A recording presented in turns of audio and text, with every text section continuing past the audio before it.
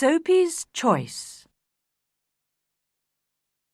Soapy sat on a seat in Madison Square, New York, and looked up at the sky. A dead leaf fell onto his arm. Winter was coming, and Soapy knew that he must make his plans. He moved unhappily on his seat. He wanted 3 months in a nice, warm prison, with food and good friends. This was how he usually spent his winters. And now it was time, because, at night on his seat in the square, 3 newspapers did not keep out the cold. So Soapy decided to go to prison, and at once began to try his first plan. It was usually easy. He ate dinner in an expensive restaurant. Then he told them he had no money, and they called a policeman. Nice and easy, with no trouble. So Soapy left his seat and walked slowly along the street. Soon he came to a bright restaurant on Broadway. Ah, this was all right. He just had to get to a table in the restaurant and sit down. That was all, because when he sat down, people could only see his coat and his shirt, which were not very old. Nobody could see his trousers. He thought about the meal. Not too expensive, but good. But when Soapy went into the restaurant, the waiter saw Soapy's dirty old trousers and terrible shoes. Strong hands turned him round and helped him out into the street again. So now he had to think of something different. Soapy walked away from Broadway, and soon he found himself on 6th Avenue. He stopped in front of a shop window and looked at it. It was nice and bright, and everybody in the street could see him.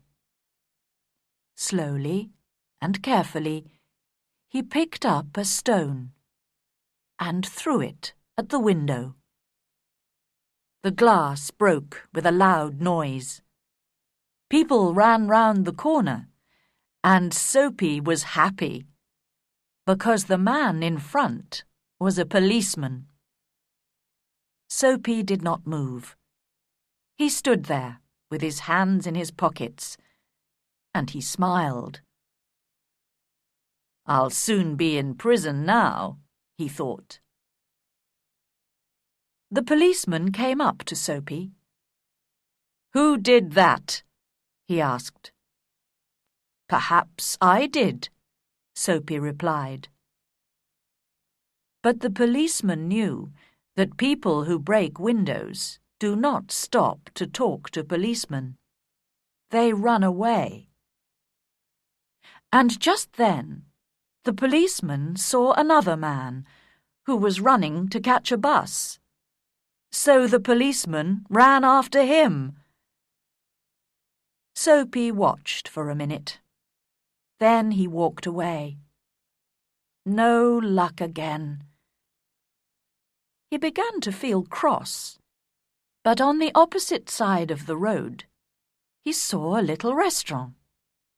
Ah, that'll be all right, he thought, and he went in. This time, nobody looked at his trousers and his shoes. He enjoyed his meal, and then he looked up at the waiter, smiled, and said, "I haven't got any money, you know. Now, call the police. And do it quickly. I'm tired." "No police for you," the waiter answered. "Hey, Joe!" Another waiter came, and together They threw Soapy out into the cold street. Soapy lay there, very angry.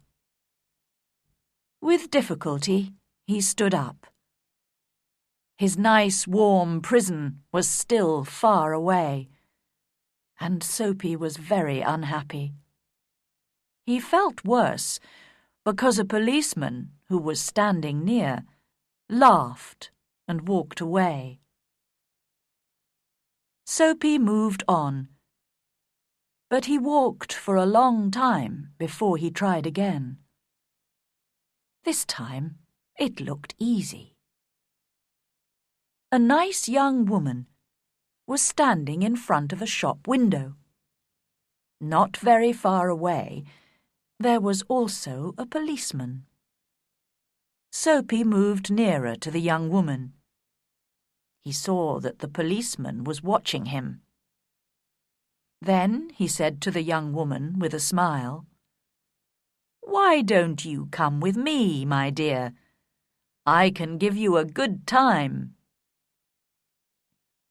The young woman moved away a little and looked more carefully into the shop window. Soapy looked at the policeman.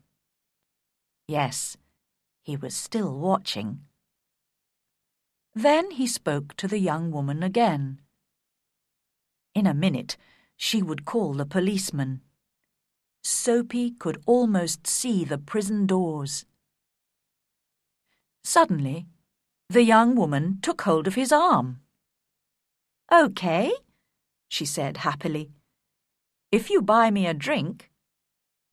Let's go before that policeman sees us." And poor Soapy walked away with the young woman who still held on to his arm. He was very unhappy.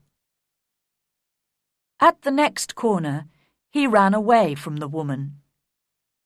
Suddenly, he was afraid. "I'm never going to get to prison," he thought. Slowly, he walked on and came to a street with a lot of theatres. There were a lot of people there, rich people in their best clothes. Soapy had to do something to get to prison. He did not want to spend another night on his seat in Madison Square. What could he do? Then he saw a policeman near him. So he began to sing and shout and make a lot of noise. This time they must send him to prison. But the policeman turned his back to Soapy and said to a man who was standing near, "He's had too much to drink, but he's not dangerous. We'll leave him alone tonight." What was the matter with the police? Soapy was really unhappy now. But he stopped making a noise. How could he get to prison? The wind was cold, and he pulled his thin coat around him. But just then, inside a shop, he saw a man with an expensive umbrella. The man put his umbrella down near the door and took out a cigarette. Soapy went into the shop, picked up the umbrella, and slowly he began to walk away. The man came quickly after him. "That's my umbrella," he said. "Oh, is it?" Soapy replied. "Then why don't you call a policeman? I took it, and you say it's your umbrella. Go on then. Call a policeman. Look, there's one on the corner." The umbrella man looked unhappy. "Well, you know, perhaps I've made a mistake. I took it from a restaurant this morning. If it's yours, well, I'm very sorry." "Of course it's my umbrella," Soapy said. The policeman looked at them, and the umbrella man walked away. The policeman went to help a beautiful young girl to cross the road. Soapy was really angry now. He threw the umbrella away and said many bad things about policemen. Just because he wanted to go to prison, they did not want to send him there. He could do nothing wrong. He began to walk back to Madison Square and home, his seat.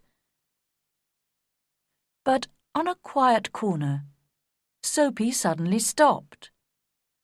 Here, in the middle of the city, was a beautiful old church.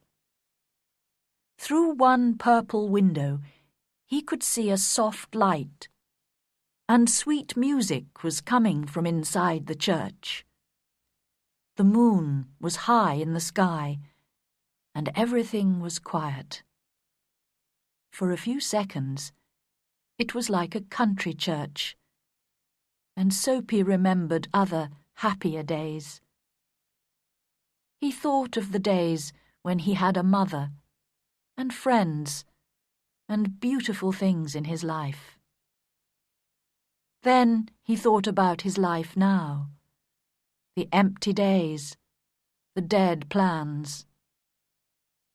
And then a wonderful thing happened. Soapy decided to change his life and be a new man. Tomorrow, he said to himself, I'll go into town and find work. My life will be good again. I'll be somebody important.